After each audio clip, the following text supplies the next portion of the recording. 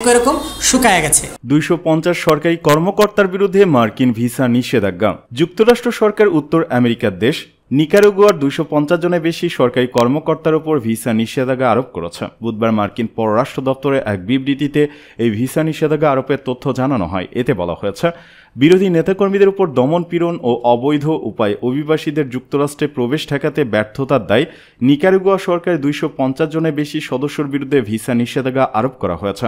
একই সঙ্গে নিকারাগুয়া সরকারি 3টি সংস্থার বিরুদ্ধে নিষেধাজ্ঞা দেওয়া হয়েছে। মার্কিন প্রশাসনের জ্যেষ্ঠ কর্মকর্তারা সাংবাদিকদের বলেছেন, ভিসা বিধিনিষেধের আওতায় পড়া নিকারাগুয়ান কর্মকর্তাদের মধ্যে পুলিশ ও আধা সামরিক বাহিনীর কর্মকর্তা, পাবলিক প্রসিকিউটর, বিচার এবং সরকারি উচ্চশিক্ষা কর্মকর্তারা রয়েছেন। একই সময় মার্কিন পররাষ্ট্র দপ্তর, হোমল্যান্ড সিকিউরিটি বিভাগ ও অর্থ বিভাগ নিকারাগুয়া হয়ে মার্কিন যুক্তরাষ্ট্রে অবৈধ অভিবাসনের ক্ষেত্রে চোরাচালান ও মানব পাচারের বিভিন্ন নেটওয়ার্ক বৈধ পরিবহন সংস্থাগুলোকে কিভাবে ব্যবহার করছে সে সম্পর্কে বিমান সংস্থা এবং ট্রাভেল এজেন্টদের অবগত করে একটি যৌথ সতর্কতা জারি করেছে।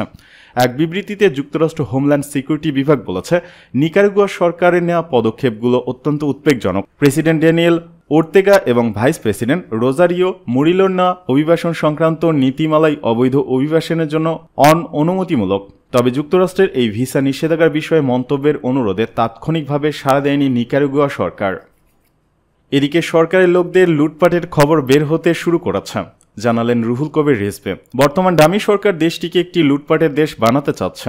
দেশ থেকে হাজার হাজার কোটি টাকা পাচার করেছে আওয়ামী লীগের নেতা ও তাদের ঘনিষ্ঠজনরা বলে জানিয়েছেন বিএনপির সিনিয়র যুগ্ম মহাসচিব অ্যাডভোকেট রুহুল কবির রিজভী। বৃহস্পতিবার উপজেলা নির্বাচন বর্জনের দাবিতে রাজধানীর শান্তিনগর বাজার এলাকায় সচেতনতামূলক লিফলেট বিতরণ শেষে তিনি এসব কথা বলেন। রিজভী বলেন, আজকে দুবাইয়ে অত্যন্ত দামি 393টি বাড়ির খবর পাওয়া গেছে, 643টি সম্পদের খবর ছাপা হয়েছে।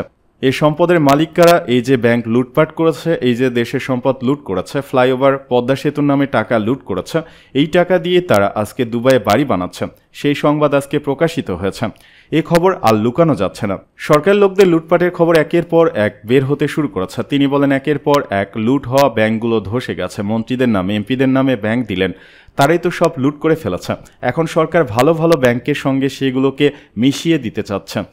এভাবে তারা জনগণের টাকা, জনগণের সম্পদ লুট করেছে, পাচার করেছে। তাই বাংলাদেশ ব্যাংকের ভিতরে কি হচ্ছে সেটি বাংলাদেশের মানুষকে জানতে দেওয়া হচ্ছে না।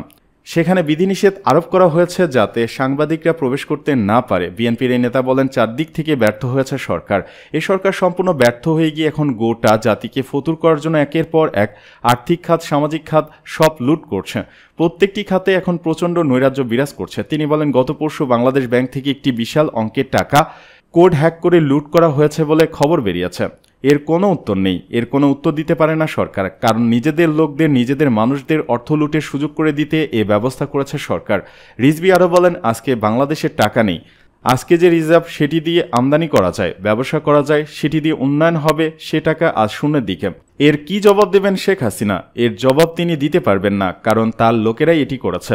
আজকে অভাবী মানুষ ঠ্যাঙ্গাই করে কোনো রকমের কয়েকটি শাক সবজি নিয়ে বাড়িতে যায়, মাছ কিনতে পারে না, মাংস কিনতে পারে না। 1 মণ ধান বিক্রি করে 1 কেজি মাংস কেনা যায়। এই হলো দেশের অবস্থা। বিএনপির মুখপাত্র বলেন, বর্তমানে ডামি ভোটে নির্বাচিত সরকার হলো দখলদার সরকার। তাদের জনগণের কোনো ম্যান্ডেট নেই, জনগণের ভোটের কোনো দরকার হয় না তাদের। শেখ হাসিনা যাকে পছন্দ করবে সেই হবে উপজেলা চেয়ারম্যান। এখানে নির্বাচনের নামে শুধু প্রহসন বা আনুষ্ঠানিকতা চলছে মাত্র। সুতরাং এই নির্বাচন বর্জন করুন। আপনারা যারা ঢাকায় আছেন, আপনাদের আত্মীয় স্বজনদের এই নির্বাচন বর্জনের আহ্বান জানান। সূত্র দৈনিক যুগান্তর।